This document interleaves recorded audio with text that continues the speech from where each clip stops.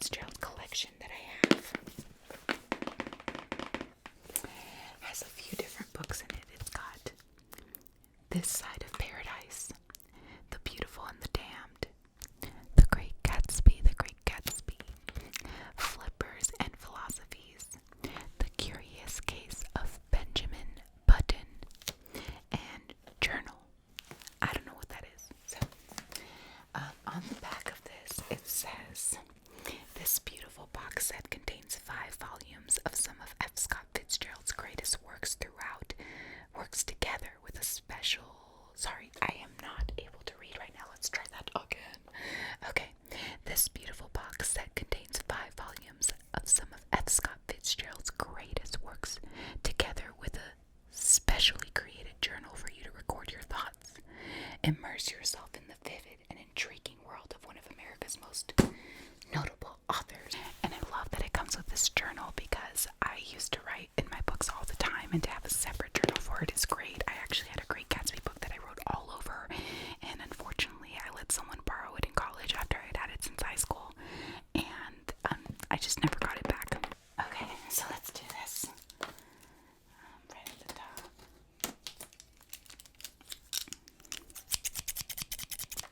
Okay, let me open this.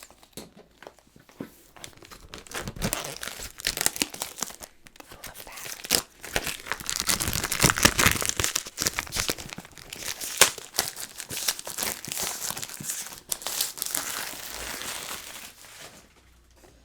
Okay, so let's take out one of the books. Let's take out this big pink one called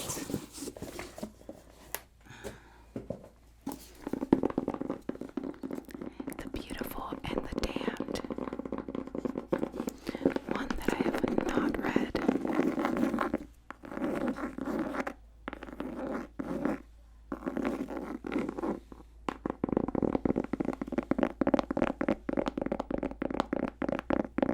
I love the pink. I love the pink. So let's open this beautiful book up. The Beautiful and the Damned. The Beautiful and the Damned. Okay, so let's read the first page and see what we get.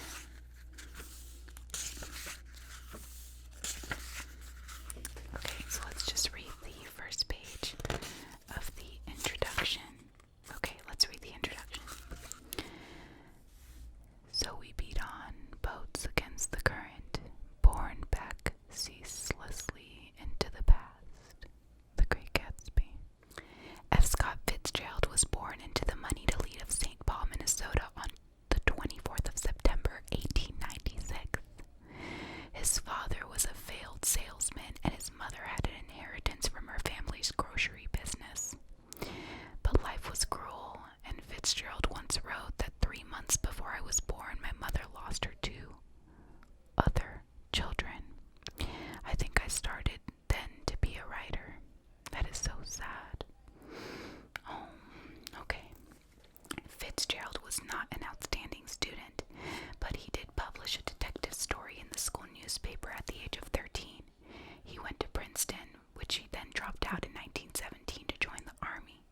Well, that's interesting because it shows you, like, you don't always have to be, like, amazing student to, like, achieve amazing things. So, next, sorry if I'm sweating bullets. It's really hot in LA right now. So, anyways, by the time he'd had a doomed affair with the Chicago socialite Ginevra King, the woman who inspired Isabel in The Side of Paradise and Daisy in The Great Gatsby. Oh wow, so she's like intense in his life because she's obviously a muse to his writings and something that really loved him. As they say here, he had a doomed affair. Okay, and he discovered he wasn't perhaps as eligible as he had thought when he overheard an upper-class voice remark, "Rich girls don't marry poor boys." It provided the spark he needed for one of his key themes, young men on the rise from humble circumstances. Posted to Camp Sheridan in Alabama in 1917, because remember he was in the army, Fitzgerald met his own golden girl, Zelda Sayre, daughter of the Supreme Court judge. Dang, he's like really in the loops with a lot of people.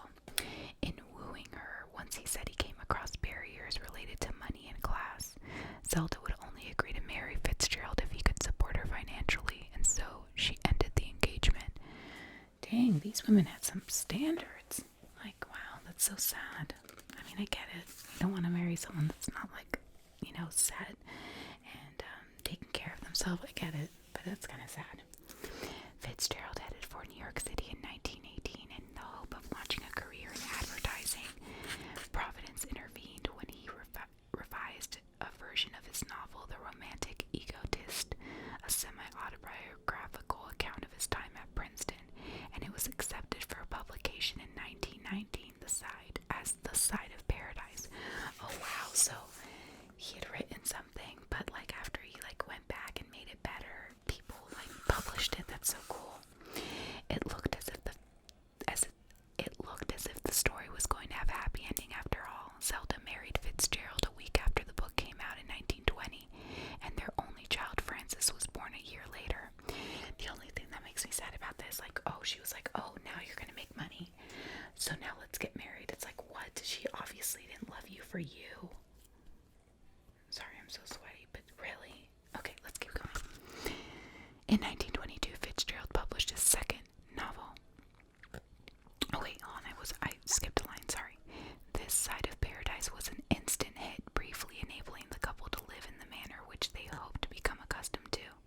But they both began drinking, and Fitzgerald propped up their liquid lifestyle by borrowing from friends and by producing numerous short stories for popular publications. The debts continued to mount. That's so sad that they had an addiction like that.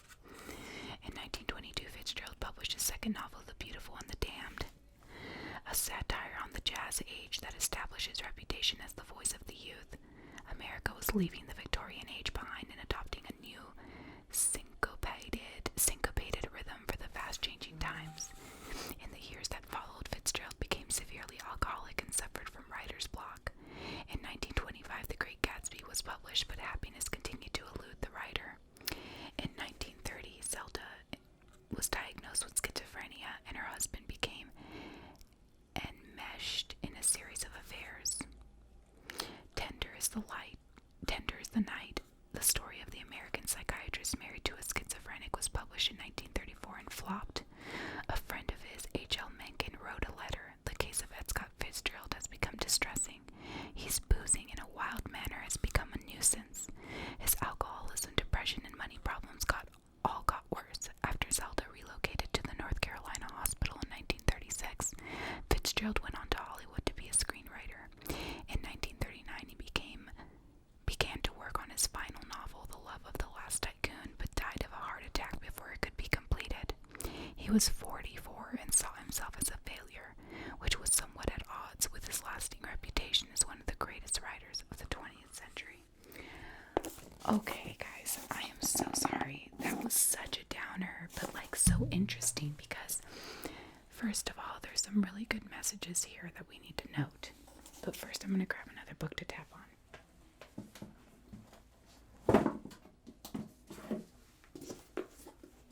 We're going to tap on this Side of Paradise since that's one of the ones that was mentioned, so let's do some light tapping. So what was amazing about F. Scott Fitzgerald's, life that I'm seeing is that he was obviously a man of passion and love, but he was also someone who wrote a lot about his own experiences in life, which a lot of people do.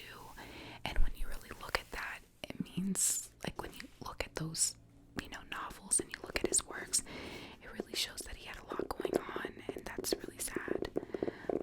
We all have our ups and downs, but his addictions eventually got a hold of him, so just know that, if there's any lesson, it's just knowing that too much of a good thing is not good, that it's good to love, that's always an amazing thing, but never push yourselves in a relationship that's going to enable negative things in your life.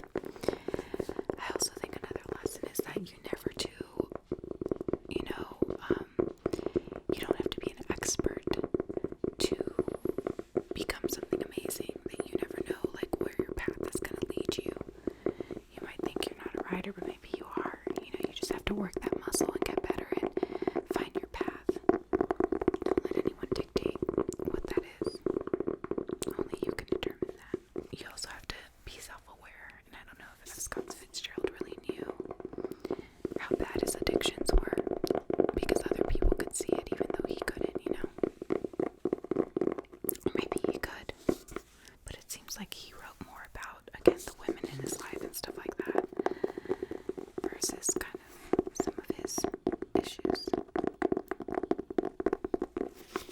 So, this side of paradise. Oh, it's yellow in the inside. That's so beautiful.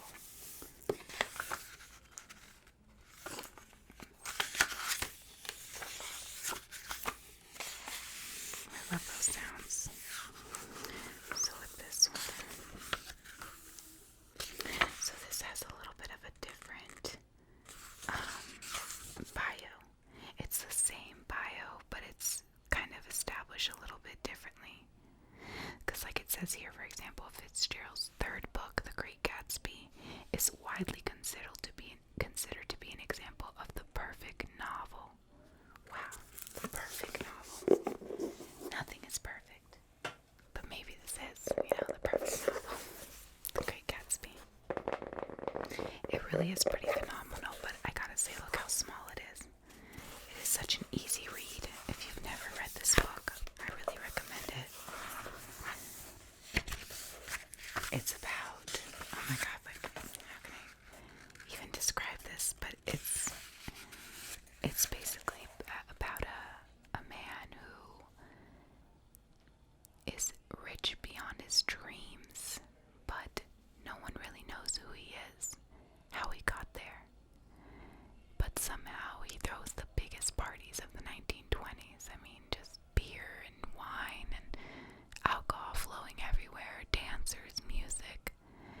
And one particular family moves across the ocean, or the lake, that they all live on.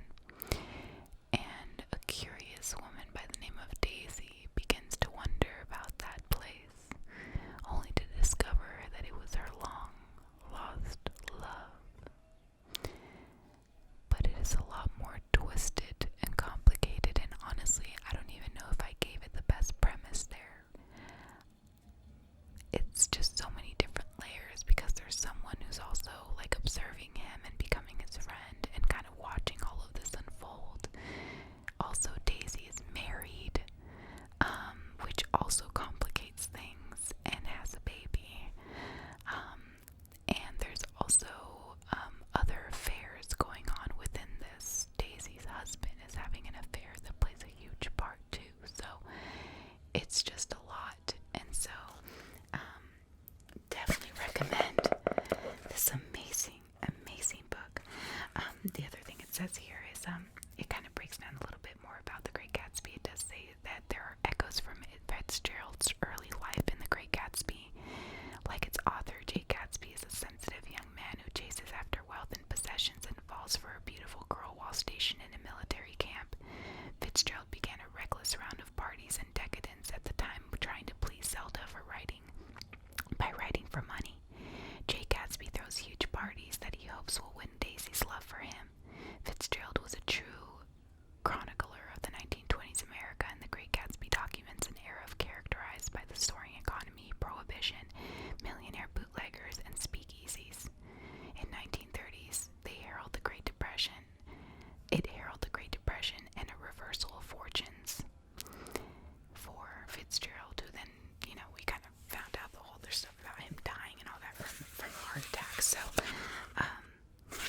what's interesting. So, he went after love, but now that I think about it, he didn't go after someone that loved him back.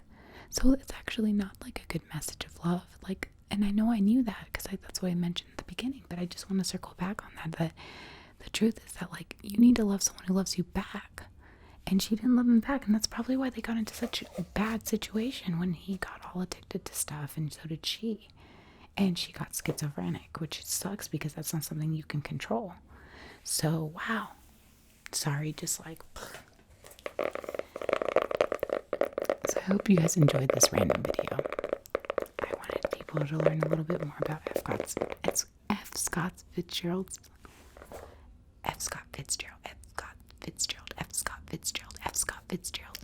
Say that 4 times. But I wanted to share a little bit about this guy's life because he's a very interesting person, very complex, but so are his books. I cannot wait to read, like, The Curious Case of Benjamin Button, because I've only watched the movie. Can't wait to reread The Great